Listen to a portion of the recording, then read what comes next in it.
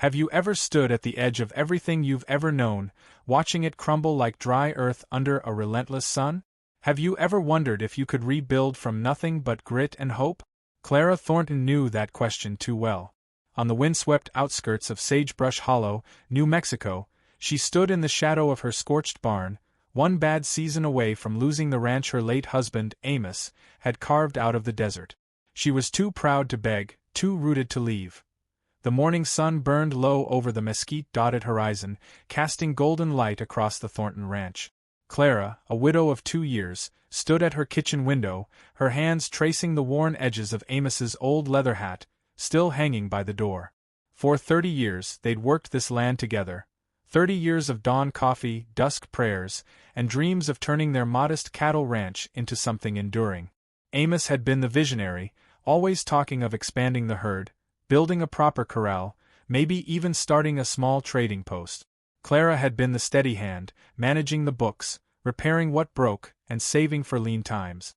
But no amount of planning could have prepared her for this. The winter of 1889 had been brutal. Blizzards swept through Sagebrush Hollow, killing half their cattle and leaving the survivors gaunt. When spring arrived, it brought a fire that devoured the barn, the tool shed, and most of their equipment. The charred remains stood as a daily reminder of how quickly hope could turn to ash. Sagebrush Hollow was a small town, a scattering of adobe homes and wooden storefronts where the stagecoach stopped once a week. Its people were tough, shaped by the desert's unforgiving nature. Doc Salazar, who'd been stitching wounds and delivering babies for decades, Elena, who ran the general store with a sharp eye and a warm heart, and Reverend Morales, who'd married Clara and Amos in the adobe church overlooking the valley. They were good people, but pride had its limits, and Clara knew accepting too much help would cost her more than she could afford to lose. She was sifting through the barn's ruins that morning, salvaging what little wood remained, when she heard the sound of heavy footsteps crunching on the dry earth. Looking up, she saw 2 figures at her gate, tall as cottonwoods, broad as the mesas that framed the horizon. Tawa and Kono, Apache warrior twins, stood side by side, their dark hair tied back, their faces weathered by sun and hardship. Their buckskin trousers were patched, their moccasins worn thin, and their eyes carried the weight of men who'd walked too many miles with nowhere to call home. "Senora," the one on the left said, removing a woven hat to reveal eyes as sharp as obsidian. "I am Tawa, and this is my brother, Kono. We heard in town you might need help. We are strong, and we ask only for work." Clara studied them, her instincts honed by years of reading the land and its people. They stood well over 6 feet, their muscles forged by survival, their posture careful, as if they'd learned to soften their presence to avoid trouble. Their Apache heritage was clear in their features, their quiet dignity, and the way they carried themselves, like warriors who'd fought battles beyond the physical. Sagebrush Hollow had seen its share of travelers, but men like these, with their quiet strength and guarded eyes, were rare. "I don't have much to offer," Clara said cautiously. "Times are hard, and the ranch is barely holding on." "We don't need much," Tawa replied, his voice steady but earnest. "A place to sleep, a meal when you can spare it. We can do anything you need, fix fences, tend cattle, rebuild what's broken." Kono, silent until now, nodded. His hands worked the edge of his hat, his gaze flicking to the blackened timbers of the barn. "We've slept under stars before, Senora. We'd be grateful for any chance to prove ourselves." Something in their voices, the raw edge of hope tempered by years of rejection, touched Clara's heart. It wasn't the practical choice, not with her finances stretched thin and the town's wariness of outsiders, especially Apache men in a region still scarred by old conflicts. But her heart made the decision before her head could argue. "There's not much shelter," she warned. "The barn's gone and the house is small." "We're used to hard living," Tawa said, a faint smile breaking through. "We'll make do." That night, Clara watched from her kitchen window as the twins settled into the ruins of the barn. They cleared a space among the ashes, spread their blankets on the ground, and spoke in low tones, their voices carrying the rhythm of a language she didn't understand but felt in her bones. She wondered about their story, why 2 Apache warriors, clearly skilled and strong, were wandering without a tribe, without a home. What had brought them to her gate, and why did they carry themselves like men expecting to be turned away? The next morning, Clara rose before dawn, the familiar ache of Amos's absence tempered by the sound of purposeful movement outside. She prepared breakfast for 3, something she hadn't done since her husband's death. The simple act of setting a full table felt like a small rebellion against the loneliness that had settled into her life.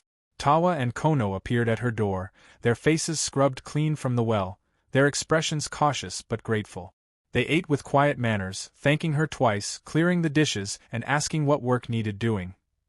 "The corral needs repairing," Clara said, pointing to where winter storms had splintered the posts. "And the irrigation ditch is clogged. Cattle aren't getting enough water."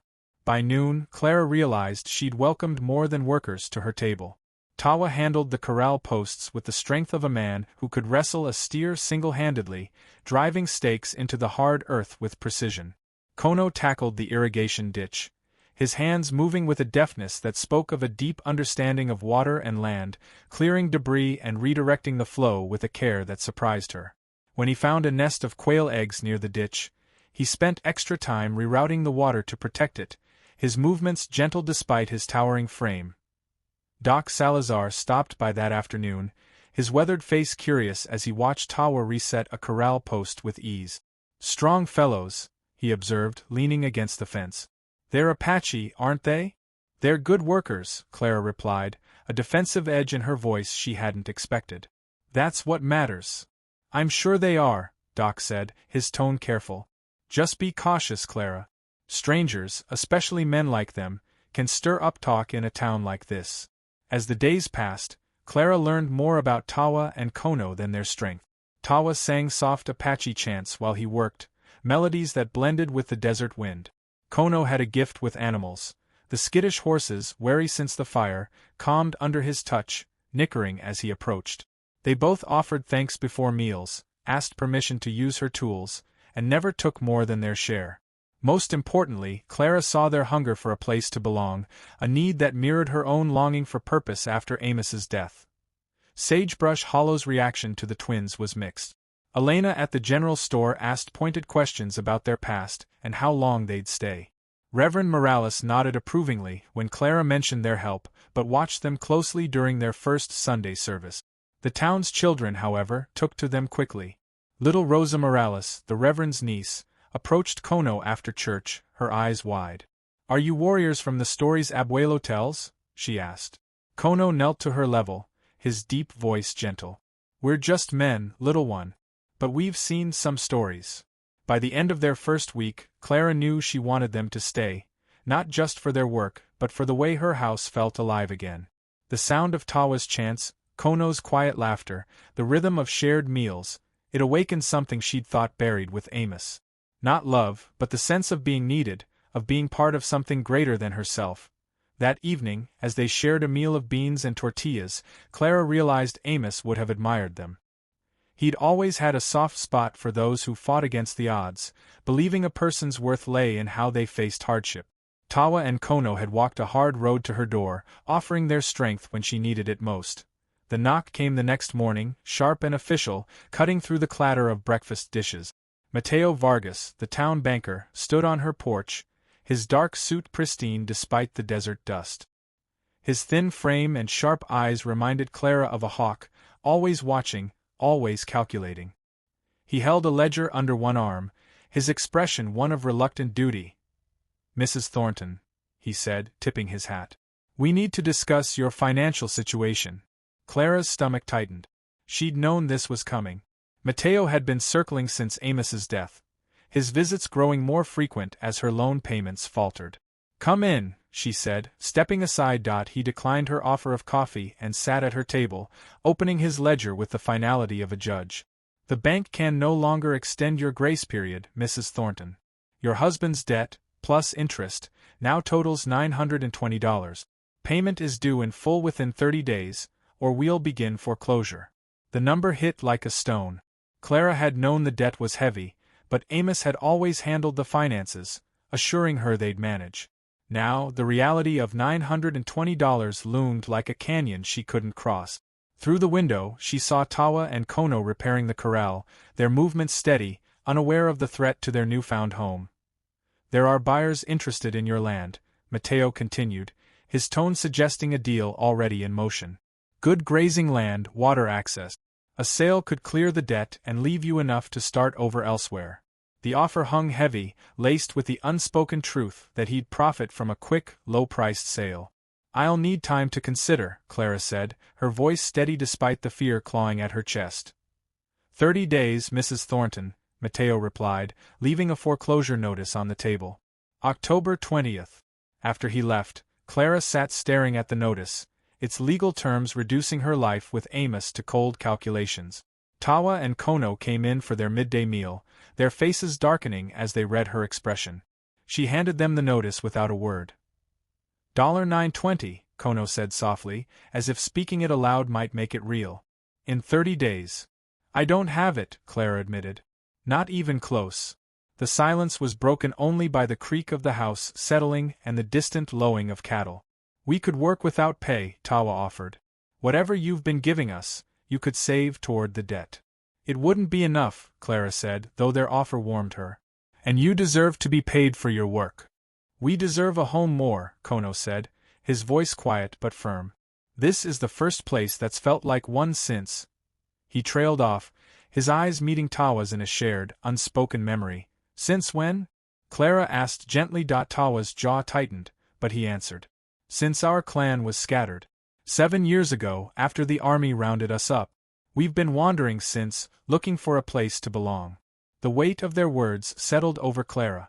These warriors, who could have fought or fled, had chosen to come to her, tying their hopes to a struggling ranch and a widow with little to offer. I can't ask you to stay if I might lose this place, she said. You're not asking, Kono replied. We're choosing. That afternoon, they worked with fierce determination, as if each repaired fence post or cleared irrigation channel could defy the bank's deadline. Clara watched them, her mind turning to Amos's belief that family wasn't just blood. It was the people who stood with you when the world turned hard. She'd spent 2 years believing her life ended with Amos. Now, she saw a new beginning, fragile but real, in the twins' calloused hands and steady hearts. The following week transformed the Thornton Ranch into a hive of purposeful activity. Each dawn brought the rhythmic thud of hammers and the scrape of shovels as Tawa and Kono poured their strength into the land. Clara woke to their voices, speaking softly in Apache as they planned the day's work, their words blending with the desert's morning chorus of birds and wind. By the time she had coffee brewing and tortillas warming, they'd already be at her door, faces flushed with exertion, eyes bright with purpose. Tawa tackled the corral repairs with a warrior's precision, reinforcing posts with a method that suggested he'd studied the land's harsh ways. The cattle, once scattered and weak, now moved freely within sturdy boundaries, their numbers growing under his care. Kono's gift lay in the irrigation system. He worked the ditches with an almost sacred reverence, coaxing water through channels with a knowledge that seemed older than the desert itself. The ranch began to show signs of life Clara hadn't seen since Amos's health began to fail. One afternoon, while Kono worked among the sparse fruit trees Amos had planted years ago, Clara noticed him pause, his large hands shaping something from a piece of mesquite wood. Curious, she approached and found him carving a small hawk, its wings spread as if ready to soar. The detail was breathtaking, every feather etched with care, capturing the bird's fierce spirit. That's beautiful, Clara said, genuinely awed. Where did you learn to carve like that? Kono's cheeks darkened with a shy flush. Taught myself, Senora. Back in the camp, after our clan was broken. Wood was all I had to keep my hands busy and my mind quiet. The mention of the camp opened a door Clara had hesitated to cross. She'd sensed the twins carried deep wounds, but she respected their silence. Now, his openness invited gentle questions. How old were you when your clan was scattered? 15, Kono said, his hands still shaping the wood. The army came, said we couldn't stay on our land. Split us up, sent me to a reservation near Fort Wingate, Tawa to one near Santa Fe. We didn't see each other for 5 years. His matter-of-fact tone belied the pain of those years. Clara thought of her own losses, Amos, the fire, the looming debt, and realized her grief, while heavy, had been softened by a lifetime of love. These brothers had been torn apart when they needed each other most. Being separated must have been unbearable, she said softly. Hardest thing we ever faced, Kono admitted. Tawa was my strength, my brother. Without him, I felt half alive. Wrote letters, but they never reached him. Took us months to find each other after we were freed. That evening, over a dinner of roasted chiles and cornbread, the twins shared more of their story. After their release from the reservations at 20, they'd wandered, taking work where they could, herding cattle, repairing fences, guarding stagecoaches. But their size and Apache heritage made them targets. Ranchers admired their strength but feared their presence. Townsfolk offered jobs but never trust. Boarding houses turned them away, claiming no space for men so large. Churches, meant to offer solace, often saw them as threats rather than souls-seeking community. "People see us and expect trouble," Tawa said with a resigned shrug. "Can't blame them, I suppose. Two Apache warriors, big as we are, moving through their towns. We've learned to keep moving before suspicion settles in." "You don't seem like trouble to me," Clara said firmly. "You seem like men who fought to stay honorable despite a world that hasn't been kind." Her words struck a chord. Kono ducked his head, focusing on his plate, while Tawa's eyes softened with gratitude. "Means more than you know, Senora," he said quietly.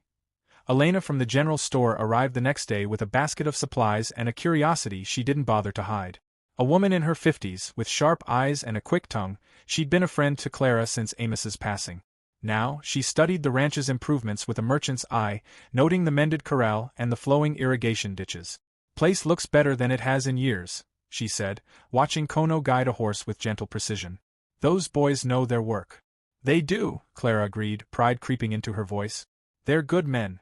"Folks in town are talking," Elena said carefully. "Apache warriors aren't common in Sagebrush Hollow. People wonder where they came from, how long they'll stay." Clara understood the subtext. In a small town, strangers were either blessings or burdens, and the twins' presence stirred unease in a community still scarred by old conflicts with the Apache. "They're here to help," she said simply. "That's all I care about." "Of course," Elena said, but her tone suggested the town's curiosity wouldn't fade easily.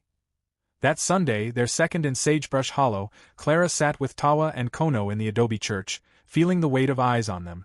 Reverend Morales welcomed them warmly, his sermon touching on themes of compassion and welcoming the stranger, a clear nod to the twins. After the service, Clara invited neighbors for Sunday dinner, signaling that Tawa and Kono were part of her household. The meal was a success. Kono shared stories of Apache plant lore with the women, while Tawa impressed the men with his knowledge of cattle breeding. By the time the guests left, Clara felt the twins had begun to weave themselves into the community's fabric, but her protective instincts grew stronger. When she saw Elena's calculating glance or noticed townsfolk whispering, she felt a fierce need to shield the twins from judgment. They'd brought life back to her ranch and her heart, and she couldn't imagine returning to the silence of her solitary days. The discovery of Tawa's journal came by chance, when Clara was sweeping the barn and knocked over his satchel. Pages spilled out, revealing neat handwriting, pressed desert flowers, and sketches of plants and animals. "I'm sorry," she said as Tawa hurried to gather them. "I didn't mean to pry." "It's just notes," he said, though his embarrassment was clear. "Things I've learned about the land."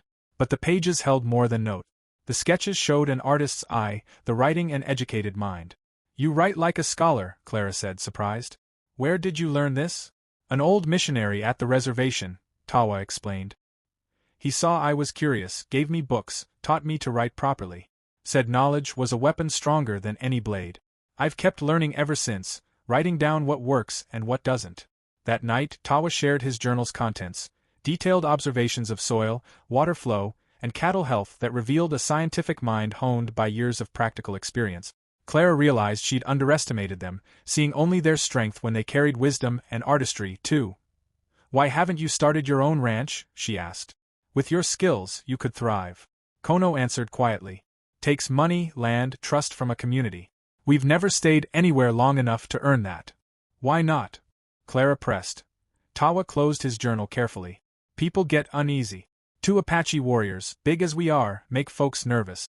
Small things go missing or trouble stirs and eyes turn to us. Easier to move on than fight suspicion." The pattern was heartbreakingly clear. They'd been welcomed for their work, then pushed out when fear overtook gratitude. But Clara saw something different in them now, a hope they were afraid to voice. The small garden Kono had started near the house, the bench Tawa had carved for evening rests. These were signs of men beginning to believe in a future here. That evening, over dinner, Clara spoke with a certainty that surprised her.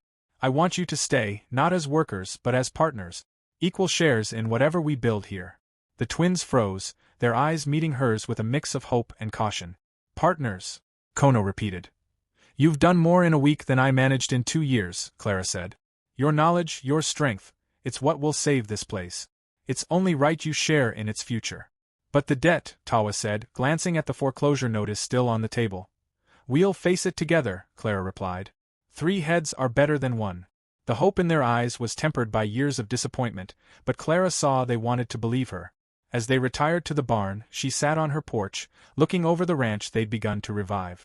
The $920 debt loomed large, but with Tawa and Kono by her side, it felt like a challenge, not a defeat. Tomorrow, she'd start exploring options, selling part of the herd, seeking help from neighbors, anything to keep the ranch and the family they were building. The crisp autumn air of Sagebrush Hollow carried a promise of change as Clara stood at her bedroom window, watching Tawa and Kono prepare for church. They'd spent the previous evening mending their best clothes, simple cotton shirts and woven vests, polishing their moccasins with care to look respectable in a town still wary of their presence. It was their 3rd Sunday attending the adobe church, and Clara knew the community's scrutiny hadn't softened. If anything, it had sharpened into a mix of cautious acceptance and lingering distrust, especially among those who saw Apache warriors as relics of a troubled past. Clara chose her own attire with purpose. A sage-green dress Amos had loved, its sturdy fabric a reminder of her resilience. She'd need every ounce of strength today. The walk to church took them past neighbors' homes, where some, like the Martinez family, waved warmly, grateful for Tawa's help fixing their well, while others watched from doorways, their faces guarded. Reverend Morales greeted them at the church door, his silver-streaked hair catching the sunlight. "A fine morning," he said, shaking their hands. "Tawa, I was hoping you might look at the church's water pump after service. Elena says you've got a knack for fixing things." The request was small but significant, a public signal of trust.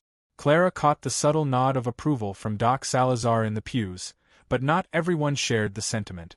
Mrs. Lucero, a widow whose silver bracelet had gone missing weeks earlier, sat with arms crossed, her eyes flicking toward the twins with suspicion.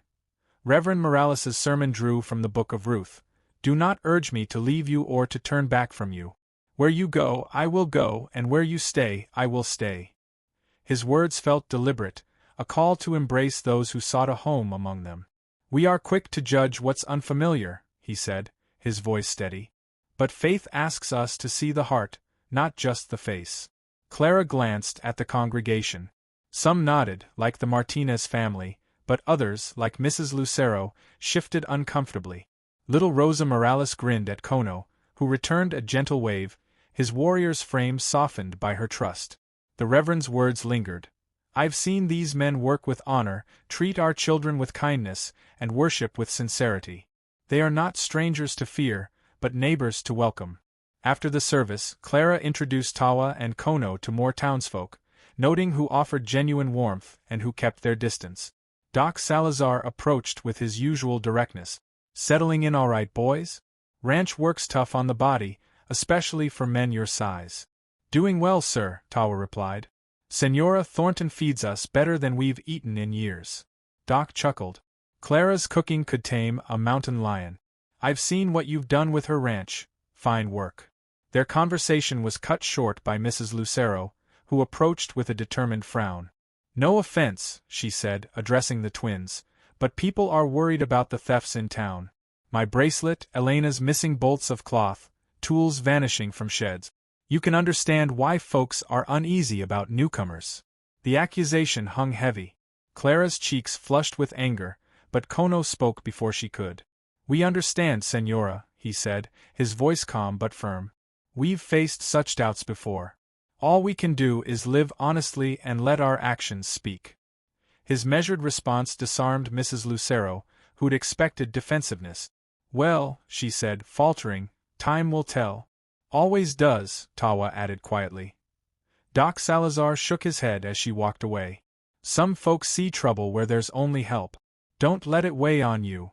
The walk home was quiet, the twins' steps heavy with the familiar sting of suspicion. "Mrs. Lucero lost her husband last year," Clara said, breaking the silence. "Grief can make people see enemies where there are none."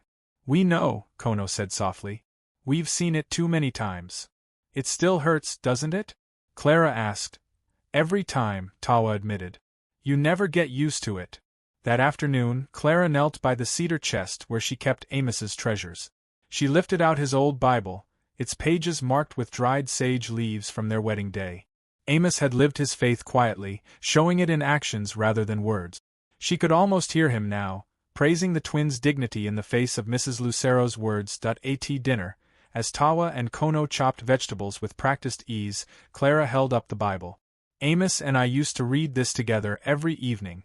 I haven't since he passed, but I'd like to start again, if you'd join me. The offer touched them deeply. Tawa's knife paused, and Kono's eyes lit with gratitude. We'd be honored, Senora, Tawa said. It's been years since we shared scripture with anyone. In the small parlor, Clara read from Psalm 23, the words filling the room with peace. The Lord is my shepherd, I shall not want. Tawa and Kono joined in, their voices low and reverent, reciting the psalm from memory. He restores my soul, Kono finished, his voice thick with emotion. That was one of the first passages we learned in the mission school. It carried us through dark days. I think Amos would have respected you both, Clara said when they finished. He always said a person's worth lies in how they face hardship, not in what they've lost. They read for another hour, sharing passages and quiet thoughts on faith and resilience. It was the kind of evening Amos would have cherished. Simple, grounded, a communion of shared belief. As the twins prepared to retire, Clara addressed the morning's tension. What Mrs. Lucero said about the thefts, I don't believe a word of it. You're family now, and I'll stand by you. Tawa's throat worked as he swallowed hard. Thank you, Senora. That means more than we can say. Alone in the parlor, holding Amos's Bible, Clara felt a shift. 6 weeks ago, she'd been a widow facing ruin. Now, she had purpose, family, and a fight worth waging. The foreclosure notice still loomed, and the town's trust was far from won, but with Tawa and Kono, she felt ready to face whatever came. The next morning brought trouble like a storm on the horizon. Sheriff Diego Reyes stood on her porch, holding a silver bracelet that gleamed in the sunlight. His weathered face was grim, his badge catching the light as he spoke. Morning, Clara. We've got a problem. Her heart sank. She'd known Diego for years. He'd been Amos's friend, had mourned with her at his funeral. His official tone meant serious business. What is it? Mrs. Lucero's silver bracelet was found, Diego said carefully. The one stolen from her home last month. It was in a leather pouch in the barn where your men sleep. Clara's gaze flicked to the orchard, where Tawa and Kono worked, unaware of the accusation. The pouch was Kono's, used for his carving tools. There's a mistake, she said firmly. They'd never steal. I hope you're right, Diego replied, his voice heavy. But I need to question them, search their belongings. Procedure. The confrontation was formal but respectful. Diego explained the situation to the twins, who listened with a resignation that broke Clara's heart. We've never seen that bracelet, Tawa said quietly. We've never been in Mrs. Lucero's home. The pouch is yours, though? Diego asked, holding it up. Yes, Kono admitted. But I haven't used it since Sunday. Left it in the barn after church. Diego nodded, making note. I'll need to search your things and the barn. Standard for theft cases. The search found nothing else. No stolen cloth, no missing tools, just the bracelet in Kono's pouch. Its solitary presence made the accusation sharper, suggesting a deliberate act rather than random theft.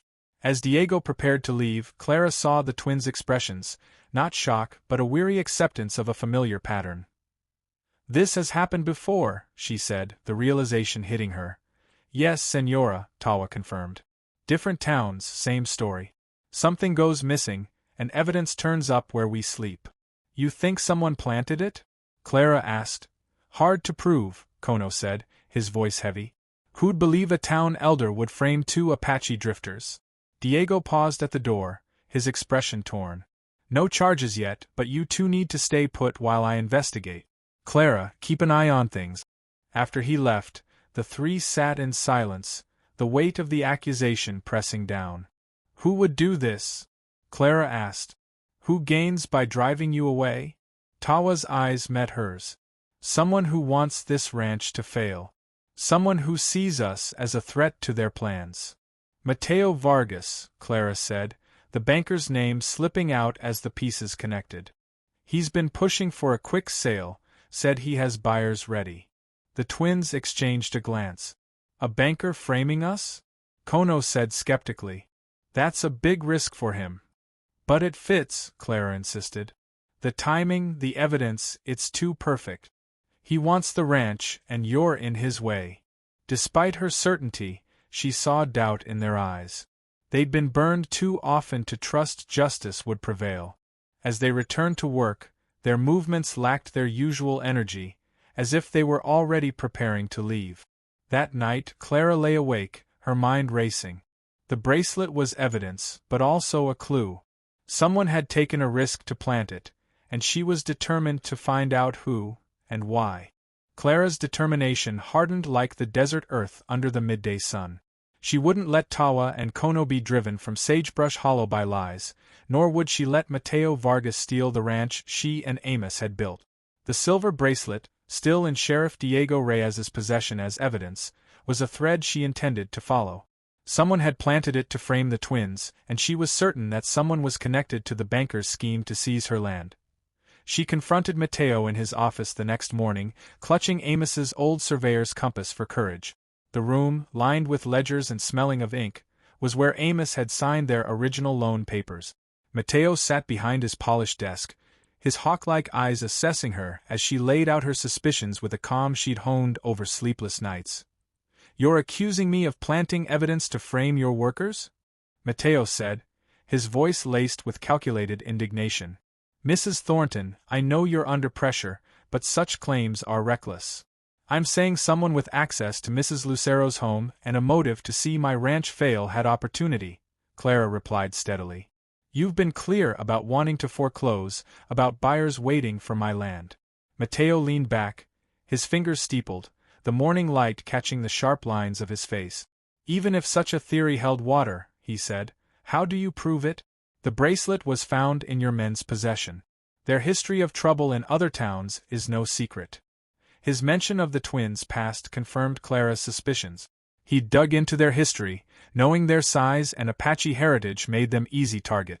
"Who told you about their past?" she pressed. "Sheriff Diego only learned after the bracelet was found, yet you knew when we spoke yesterday."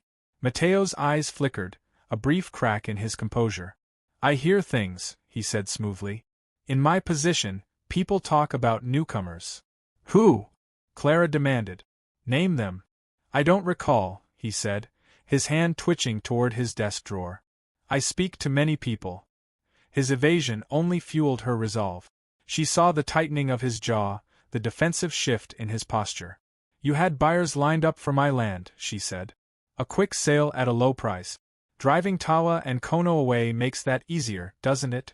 "This conversation is over," Mateo said, rising.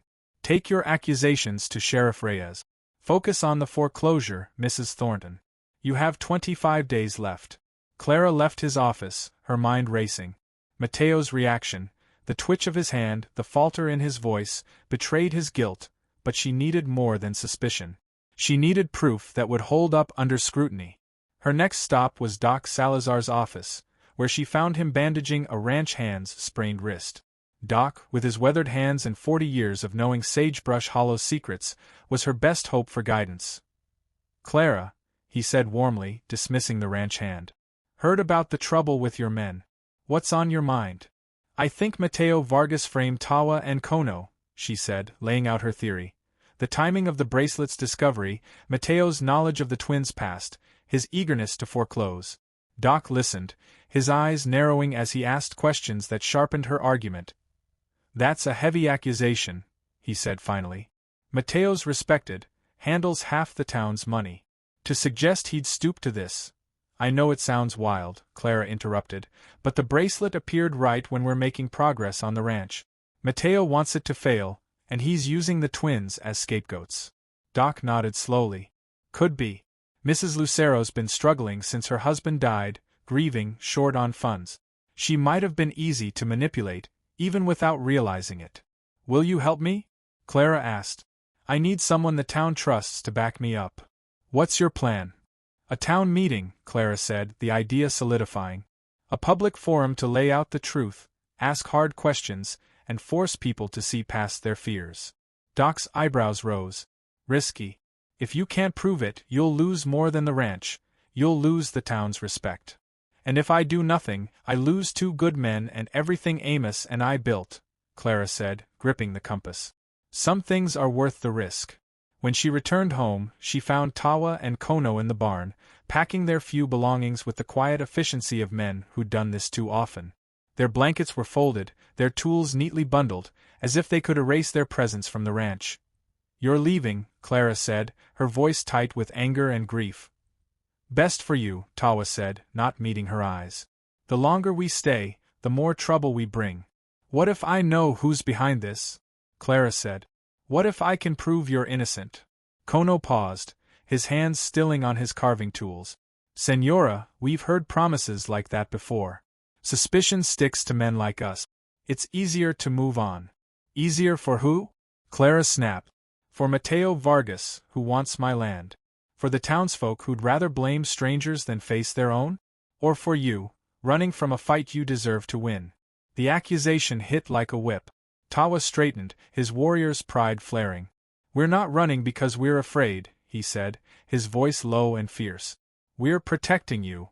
"This ranch is my home," Clara said. "You're my family now. That's worth fighting for." The twins exchanged a glance, hope warring with years of disappointment. "What do you propose?" Kono asked. "A town meeting," Clara said. "We'll present the truth, show the holes in their story, and expose whoever's behind this. Together." They sat around the kitchen table that evening, planning like warriors before a battle. Clara sent word to Reverend Morales, requesting a community meeting after Sunday's service to discuss matters of justice and truth. She knew the promise of drama would draw every soul in Sagebrush Hollow.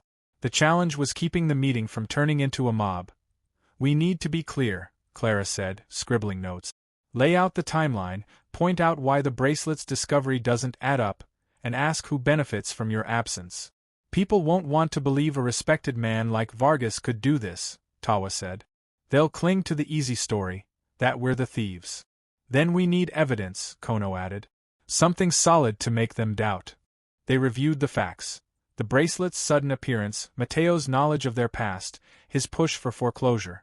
But as they talked, Clara realized their case was strong on logic but weak on proof. They could raise questions, but without a witness or hard evidence, it might not be enough. "It may not clear your names completely," Clara admitted. "But I won't let you be driven out by lies." "Why risk it?" Kono asked softly. "Why put yourself through this for us?" Clara looked around her kitchen, the mended table, the polished stove, the signs of care that had turned her house back into a home. "Because letting injustice win only breeds more," she said. "Because you're worth fighting for." She opened Amos's Bible to John 8 verse 32. "The truth will set you free." She read aloud, her voice steady.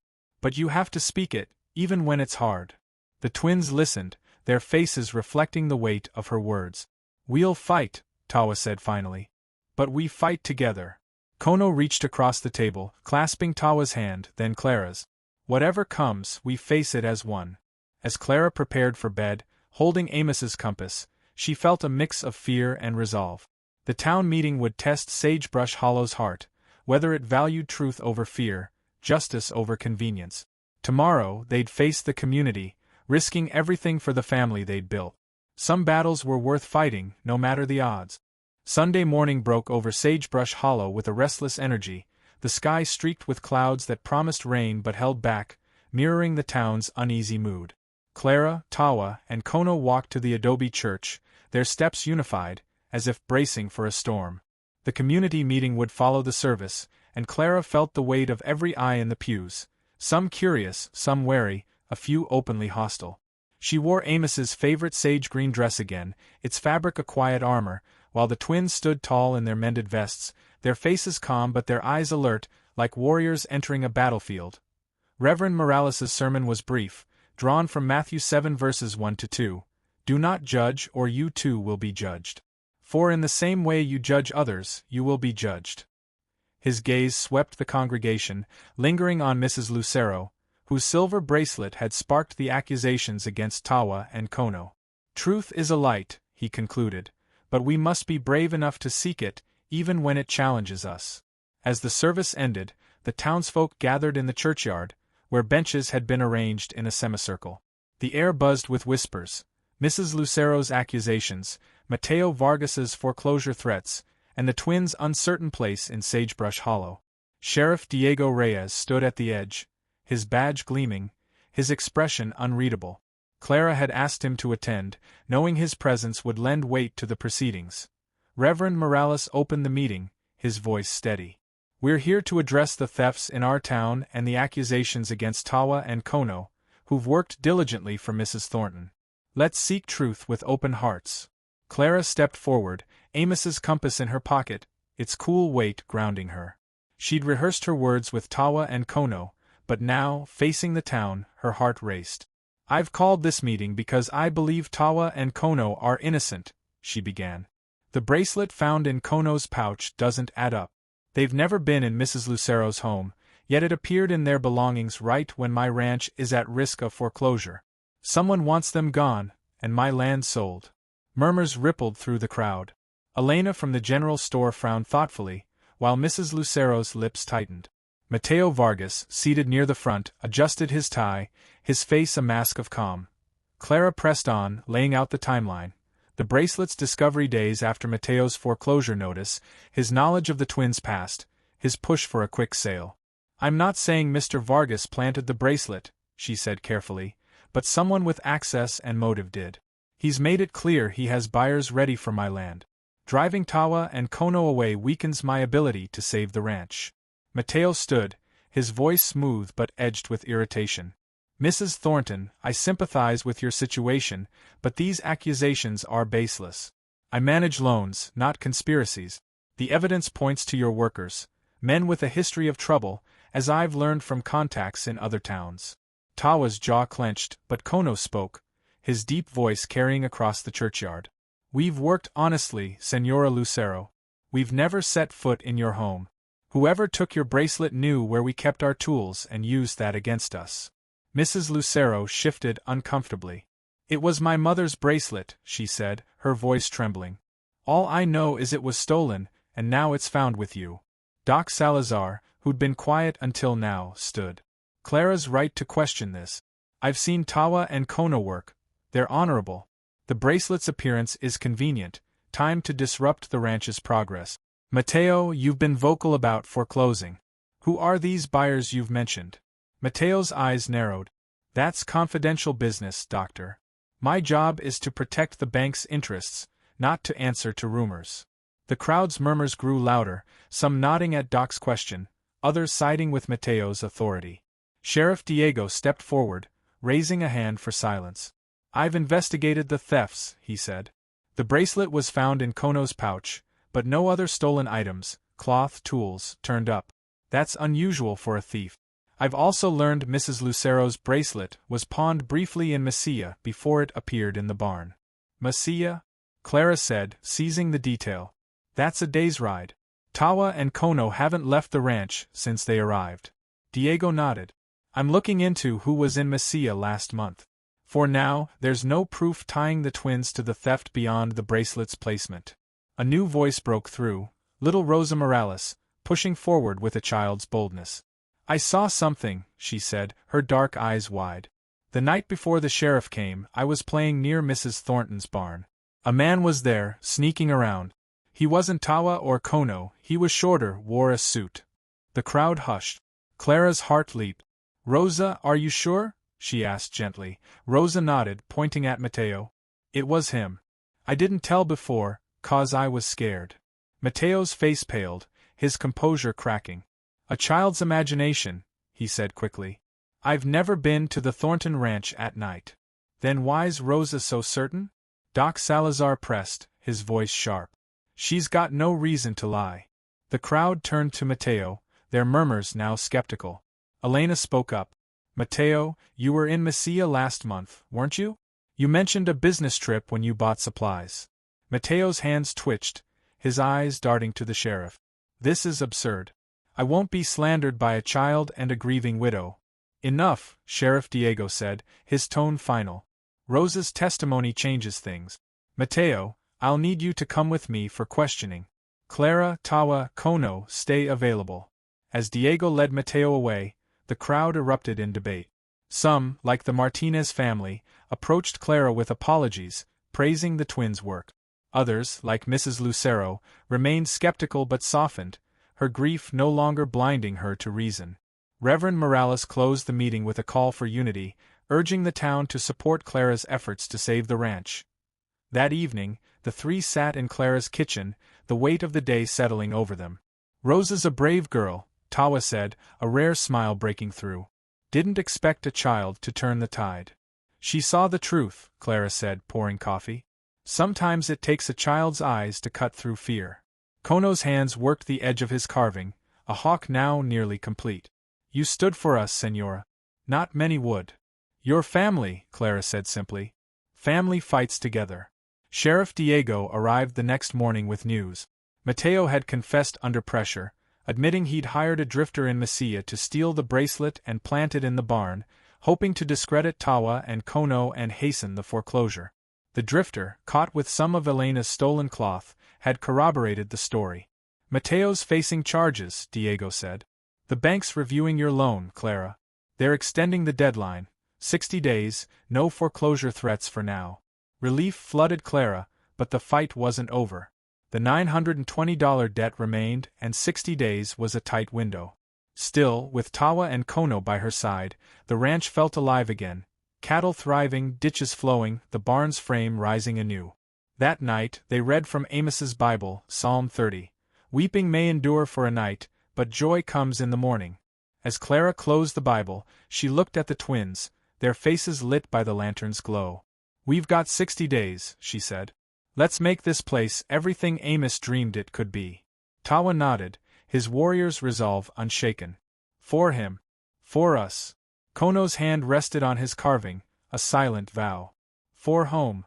The desert bloomed with the cautious hope of spring, wildflowers dotting the mesquite plains around the Thornton Ranch. 6 months had passed since the town meeting that cleared Tawa and Kono's names and exposed Mateo Vargas's scheme. The air carried the scent of damp earth and new growth, a testament to the irrigation ditches Kono had perfected, now feeding green pastures where cattle grazed contentedly. The barn, rebuilt with Tawa's precise craftsmanship, stood sturdy against the horizon, its fresh timber a symbol of what Clara, Tawa, and Kono had achieved together. The 60-day extension from the bank had been a lifeline, but it was the trio's relentless work that turned it into salvation. Clara sold a portion of the herd at a premium, thanks to Tawa's knack for selecting the strongest cattle, and used the funds to pay down half the $920 debt. Elena, moved by the town meeting's outcome, rallied neighbors to buy Clara's surplus vegetables and Kono's carved wooden figures, hawks, horses, and desert blooms that fetched good prices at the general store. Doc Salazar spread word of the ranch's revival, drawing interest from ranchers as far as Mesilla who paid for Tawa's advice on soil and grazing. By midwinter, Clara had scraped together the remaining debt, delivering the final payment to a new banker, a quiet, fair-minded man who replaced Mateo after his arrest. Sagebrush Hollow had changed, too. The town meeting forced the community to confront its prejudices, and while some, like Mrs. Lucero, remained cautious, most embraced Tawa and Kono as neighbors. Little Rosa Morales became a frequent visitor, her laughter filling the ranch as she trailed Kono, learning plant lore and proudly showing off a small wooden quail he'd carved for her. Reverend Morales invited the twins to lead a youth group, teaching the children about the desert's secrets, its plants, its rhythms, its resilience. The twins, once wanderers, had become pillars, their strength and wisdom anchoring the community. Clara stood on her porch one April morning, Amos's old leather hat in her hands, its worn brim soft under her fingers. The ranch was thriving, cattle numbers growing, a new orchard taking root, the house alive with the sounds of shared meals and evening Bible readings. Tawa and Kono emerged from the barn, their faces lit with purpose as they discussed plans for a trading post, an idea Amos had once dreamed of but never realized. Clara had proposed it weeks ago, offering them equal shares in the venture. They'd accepted, their eyes shining with the kind of hope they'd long kept buried. "Senora," Tawa called, approaching with a sketch in his journal, a detailed plan for the trading post, complete with measurements and notes on local trade routes. "We could start small, bartering tools and crops, maybe expand to cattle later." Kono nodded, his hands busy with a new carving, a mesquite tree, its branches intricate and strong. The Martinez family offered to help with supplies. "Elena says she'll stock our goods in her store to start." Clara smiled, her heart full. "Amos would have loved this," she said. He always said this land could be more than a ranch, a place where people come together. That evening, they sat around the kitchen table, the lantern casting a warm glow over Amos's Bible. Clara opened it to Psalm 133. How good and pleasant it is when God's people live together in unity. She read slowly, her voice blending with the twins' low, reverent tones as they joined in. The words felt like a promise fulfilled, a blessing on the family they'd built from hardship and trust. After the reading, Tawa spoke, his voice steady but thick with emotion. We wandered for years, never thinking we'd find a place like this. You gave us more than work, Senora. You gave us a home. Kono set his carving on the table, the mesquite tree catching the light. We were taught to thank the Creator for every gift. This ranch, this family, it's a gift we'll honor every day. Clara's eyes stung, but she smiled through the tears. You've given me just as much, she said. I thought my life ended with Amos, but you've shown me it's just beginning. As the stars rose over Sagebrush Hollow, Clara stepped onto the porch, looking out at the land she and Amos had loved, now thriving under the care of 3 souls bound by shared struggle and hope. The ranch was more than a place. It was a testament to what could be built when hearts refused to break, when strangers became family, when truth triumphed over fear. Tawa and Kono joined her, their silhouettes tall against the desert sky, and together they watched the horizon, ready for whatever the future held.